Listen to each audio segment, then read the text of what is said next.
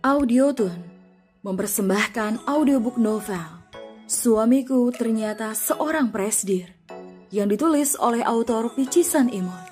Pengisi suara Eve. Bagian 58. Setelah lamunan panjang Dayu. Selamat mendengarkan.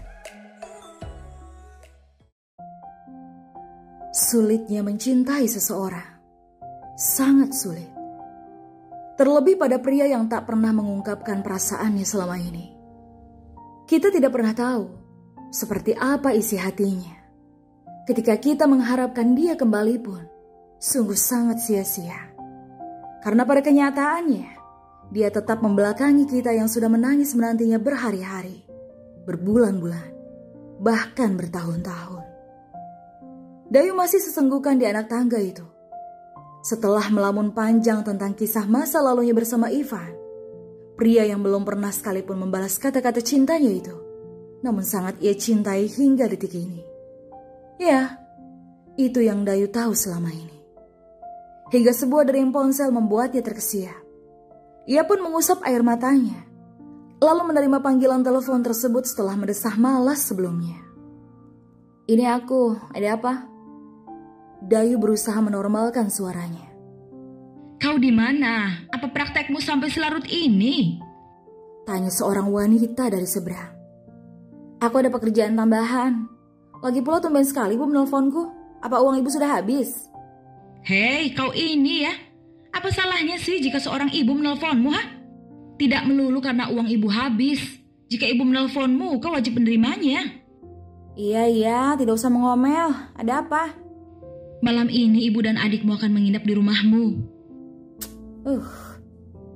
Kau mengecak ya? Apa kau tidak mau menerima kedatangan ibu?" "Iya, mau. Ih." "Ya sudah, cepat pulang. Ibu sudah menunggumu lebih dari 2 jam tahu. Jadi pulanglah dan bawa sesuatu untuk dimakan. Kau mengerti?" Dayu menghela nafas. Andaikan saja sesosok ibu itu bisa diganti. Mungkin aku akan menggantimu.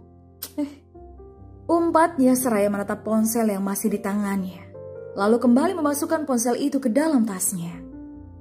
Ia pun menoleh ke arah jam tangannya. Astaga, ternyata memang sudah pukul 12 malam. Ya ampun. Ia pun bergegas pulang dan hanya menelepon jasa pengirim makanan untuk mengantarkan ke rumah. Di rumahnya, mobil Dayu mulai masuk ke pelataran. Terlihat seorang ibu dan remaja pria berusia sekitar 17 tahun. Ya, itu adalah adik tirinya. Dayu menutup pintu mobilnya, lalu berjalan dengan malas menghampiri mereka. "Kenapa tiba-tiba datang ke rumahku setelah terakhir kali? Sepertinya ibu menjengukku sekitar 9 bulan yang lalu atau lebih ya. Itu saja setelah pertengkaran ibu dengan suami ibu. Setelahnya menghilang lagi dan hanya menelponku jika sedang butuh uang." Cih, jadi seperti itu ya pandanganmu terhadap ibumu? Kau kan tahu ibu sudah punya keluarga baru. Lagi pula kau kan sudah sukses. Jadi untuk apa ibu sering-sering mengunjungimu? Jadi sekarang tutup saja mulutmu itu dan buka pintunya. Ibu sudah sangat lelah tahu.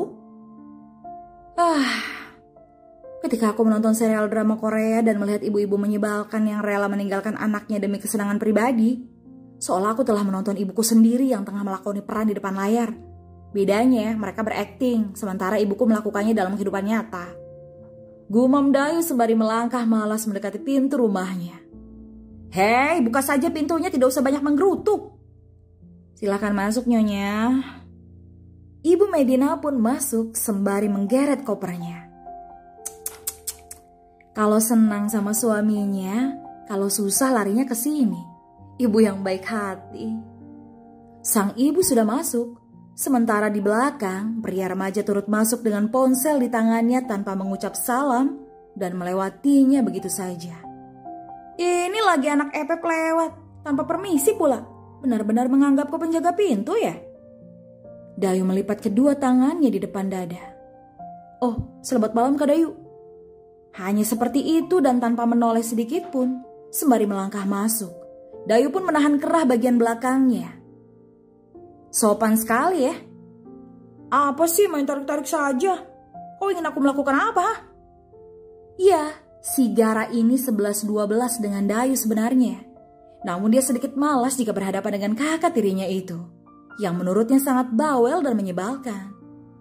Dayu menyodorkan tangan kanannya lalu menggoyang-goyangkan di hadapan Gara.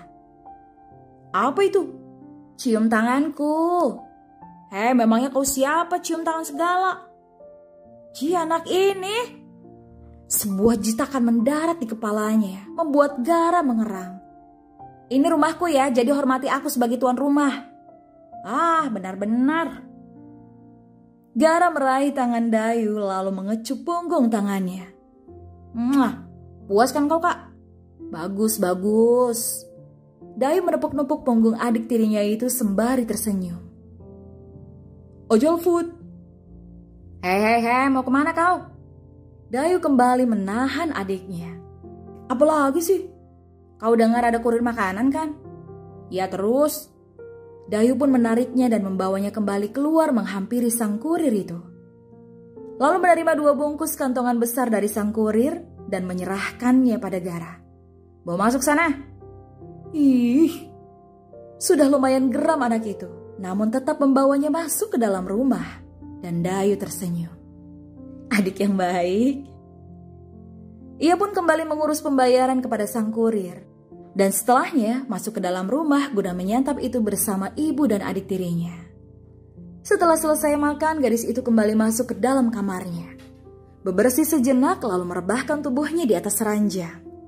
Dalam posisi miring, ia benar-benar teringat akan Ivan. Aku merindukannya, sangat. Tapi sepertinya dia tidak demikian. Sudahlah Dayu, sebaiknya kau tidur saja.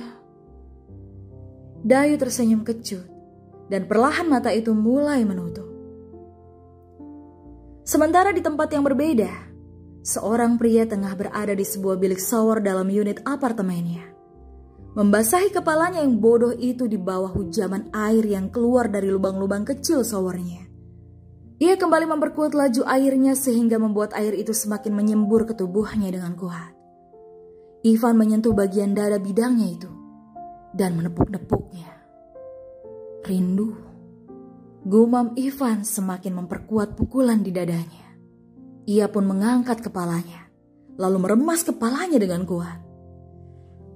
Kebodohan macam apa ini? Mencondongkan tubuhnya sedikit, dengan kedua tangan bertopang pada tembok tersebut. Seharusnya aku memeluknya tadi, bukan malah pergi begitu saja.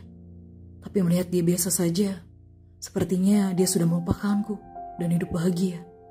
Atau mungkin dia sudah memiliki kekasih setelahku. Ivan menunduk.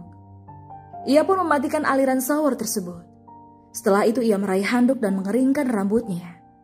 Setelahnya ia meraih handuk lain untuk menutupi bagian lingkar pinggang sampai ke bawah dan berjalan keluar. Di sebuah meja di samping ranjang, Ivan meraih foto Dayu yang tengah bertengger di dalam bingkai kecil di sana. Iya, itu adalah foto Dayu di masa lalu yang ia ambil diam-diam saat Dayu tengah belajar di apartemennya. Tepat 1 minggu sebelum kepergian Ivan ke luar negeri. Benar. Tidak mungkin selama 7 tahun lebih aku meninggalkanmu tanpa kabar. Dan kau masih sendiri saja menunggu. Tapi aku senang kau baik-baik saja Dayu. Tidak sepertiku yang tidak bisa melupakanmu. Ivan mengangkat bingkai itu lalu mengecupnya. Aku masih mencintaimu hingga detik ini. Ivan yang merasa sesak akibat pemikirannya sendiri. Bersambung. Kalau kamu mau dengar audiobook lebih banyak dan gratis, segera download Audiotune.